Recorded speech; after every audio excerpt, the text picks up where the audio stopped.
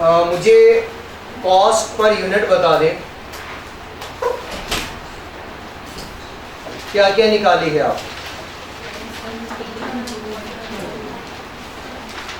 क्या क्या निकाला है आपने कॉस्ट पर यूनिट? FIFO के according cost per unit material के एतबार से और कन्वर्जन के एतबार से पर यूनिट क्या कॉस्ट आई है? 23.41 अकॉर्डिंग टू मटेरियल और कन्वर्जन 30, सबकी यही है ये।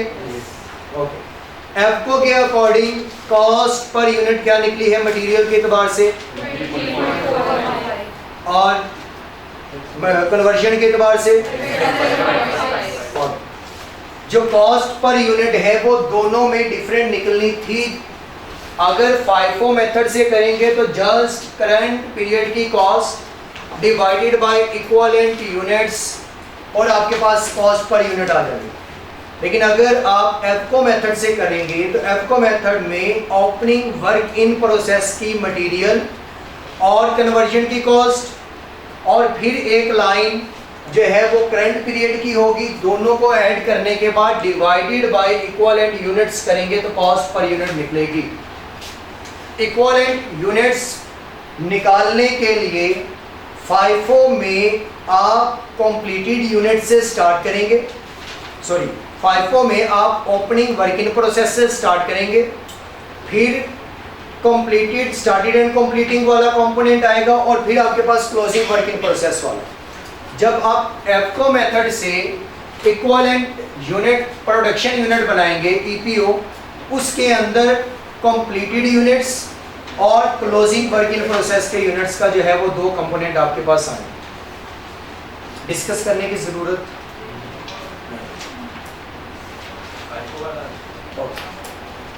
FIFO वाला क्वेश्चन ये भला कर रहे हैं आप दूसरों का। लेक्चर नंबर 35, लेक्चर 35, ये होमवर्क का क्वेश्चन FIFO मेथड से सॉल्व करने हैं। होमवर्क का क्वेश्चन है FIFO मेथड से सॉल्व करेंगे। सबसे पहले हम निकालेंगे इक्विवेलेंट प्रोडक्शन यूनिट, यानी कि EPO निकालेंगे, इक्विवेलेंट प्रोडक्शन यूनिट्स। तो EPO में सबसे पहले क्या देंगे? यूनिट्स, फिर स्टेज ऑफ कंप्लीशन की परसेंटेज और फिर मटेरियल एंड कन्वर्जन। ये कॉलम आपके पास बनेगा और ये होंगे equivalent production unit, equivalent production. अगर FIFO मेथड है तो FIFO मेथड में फर्स्ट इन फर्स्ट आउट, जो पहले बने होंगे वो पहले निकल चुके होंगे। अब कुछ क्लोजिंग में पिछले पीरियड के पड़े थे जो इस पीरियड में ओपनिंग बने होंगे और कुछ इस पीरियड का अपना इनपुट होगा।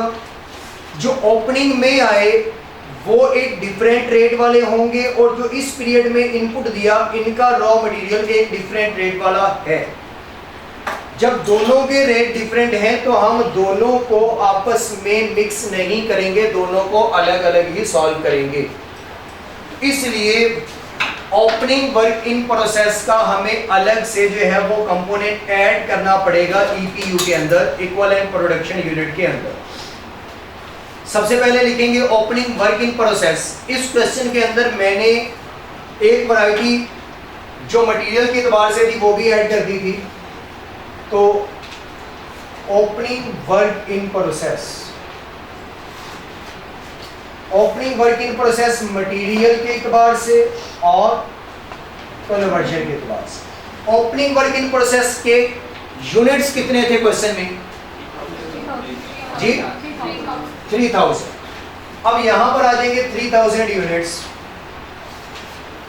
अब स्टेज ऑफ कंप्लीशन, अब अगर देखिए ओपनिंग में मटेरियल के एतबार से आई थिंक 80% कंप्लीट थे या 70% कंप्लीट थे।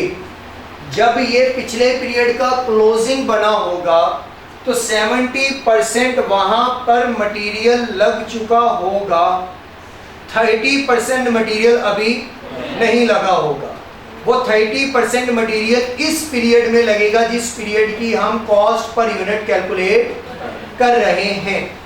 तो मटेरियल के इतबार से स्टेज ऑफ कंप्लीशन इस पीरियड की कितनी होगी? 30%, क्योंकि 70% ये पिछले पीरियड में क्या हो चुका है? कंप्लीट। कन्वर्जन पिछले पीरियड में कितनी हो चुकी थी? 60%। मतलब कि कन्वर्जन अभी 40% रहती है जो पहले ये इस पे लगेगी, फिर ये कंप्लीट होंगे, फिर इसके बाद इस पीरियड में कुछ इनपुट देंगे तो आउटपुट हमें मजीद मिलना शुरू होगी। तो 70% वो 60 हो गए थे, तो 40% इस पीरियड में वो कंप्लीट होंगे। तो अब मटेरियल की कॉस्ट अगर देखें कि मटेरियल अगर 30% इन यूनिट्स पे लगा है तो कितने यूनिट्स पे मटेरियल आया होगा? तो 3000 का 30% 900 यूनिट्स पे मटेरियल लगा, और 3000 का 40% जी 1200 पर जो है वो कन्वर्जन लगी है। ये था ओपनिंग वर्क इन प्रोसेस का। इसके बाद हेडिंग क्या होगी? स्टार्टेड एंड कंप्लीट, जो इसी पीरियड में स्टार्ट और इसी पीरियड में ही कंप्लीट हुए, बन के निकल गए। अब वो कितने थे? 18,000 नहीं, टोटल इनपुट कितना था? 20,000 का इनपुट था। अब इसमें आपके जो है 3,000 क्या थे? ओपनिंग। अब वैसे में सारा एक साथ लिख लेंगे तो आउटपुट भी उधर से आ जाएगी। अब अभी तक इनपुट है 20,000, इसमें से क्लोजिंग क्या कर देंगे? माइनस, तो क्या बन जाएगी? आउटपुट बनेगी। अब आउटपुट अगर देखें तो ये वो यूनिट हैं जो 100% बन के जा चुके। उनमें से 3000 वो थे जो इस पीरियड के नहीं बल्कि पिछले पीरियड के क्लोजिंग के थे, जो यहाँ पर आगे क्या बने? ओपनिंग बने। तो इसका मतलब है कि ये भी इस पीरियड में स्टार्ट तो नहीं हुए थे, जस्ट क्या हुए? कंप्लीट हुए। तो हमें कौन से चाहिए? जो इसी पीरियड में शुरू और इसी पीरियड में एंड हुए। तो हम यहाँ पर आउटपुट में से क्या माइनस कर देंगे? ओपनिंग। तो आउटपुट कितनी? 21,000 की माइनस 3,000। ये 3,000 हमने अलग इसकी वर्किंग की, 21,000 बन के निकल चुके थे। इसका स्ट्रक्चर ऐसे है कि कोई एक प्रोसेस 1 था, इसमें कोई ओपनिंग पड़ा हुआ था 3,000 का, ओपनिंग वर्क इन प्रोसेस। फिर 20,000 हमने क्या दिए? इनपुट दिया, और कुछ क्लोजिंग में रह गए। कितने? क्लोजिंग में थे 2,000 यूनिट्स। तो मतलब कि टोटल 3,000 ओपनिंग में थे, 20,000 हमने इन किए, तो टोटल कितने हो गए? 23,000, जिनमें से 2,000 तो अभी क्लोजिंग में पड़े हैं। तो इसका मतलब है कि जो ये 2,000 है, क्या ये इनमें से होगा या इनमें से? ये 2,000 जो क्लोजिंग में हैं, इसका मतलब है कि जो बाद में इन किए ये उनमें से बचे होंगे। जो ओपनिंग वाले हैं वो तो पहले बने होंगे, उसके बाद दोबारा ये बनते रहे होंगे, बैचेस चलते रहे होंगे, और एंड पे ये क्लोजिंग में रह चुके होंगे। तो टोटल यहाँ पर यूनिट्स कितने? 23,000 में से 2,000 गए तो कितने रह गए? 21,000। इसका मतलब है कि जो बन के निकले वो कितने निकले? 21,000। अब इन 21,000 में से जो बन के निकले हैं, 3,000 वो थे जो ओपनिंग के थे, वो बने, कंप्लीट हुए और चले गए। रिमेनिंग जो आपके पास 18,000 है वो इसी पीरियड में शुरू और इसी पीरियड में क्या हुए? एंड हुए हैं, कंप्लीट हुए हैं। तो यहां यूनिट्स आ जाएंगे 18,000। ये 18,000 हर लिहाज से क्या है? कंप्लीट है, क्योंकि बन के निकल गए तो इसका मतलब है इसमें मटेरियल भी 100% लगा, इन पे कन्वर्जन भी 100% लगी, तो ये हर लिहाज से कंप्लीट है। तो ये 18,000 और 18,000। इसके बाद क्लोजिंग वर्क इन प्रोसेस में कितने यूनिट्स, कन्वर्जन और मटेरियल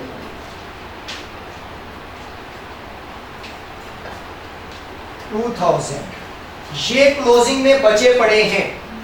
जो क्लोजिंग में मटेरियल बचा पड़ा है या जो यूनिट्स पड़े हैं, ये मटेरियल के एतबार से कितने परसेंट तैयार हो चुके हैं, 80%, और कन्वर्जन के 55%। यानी कि इन 2000 यूनिट्स पे अभी तक मटेरियल 80% का लगा है और कन्वर्जन 55% हुई है, ये अभी कंप्लीट नहीं हुए, इसीलिए तो ये क्लोजिंग में है।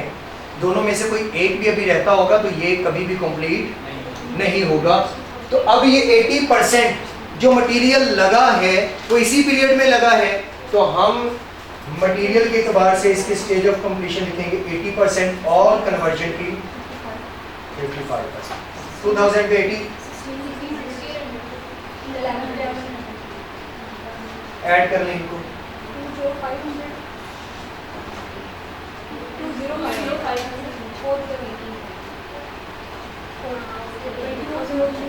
20। ये वो यूनिट्स हैं जो आपके पास यहाँ पर इक्विवेलेंट प्रोडक्शन यूनिट्स में आए हैं।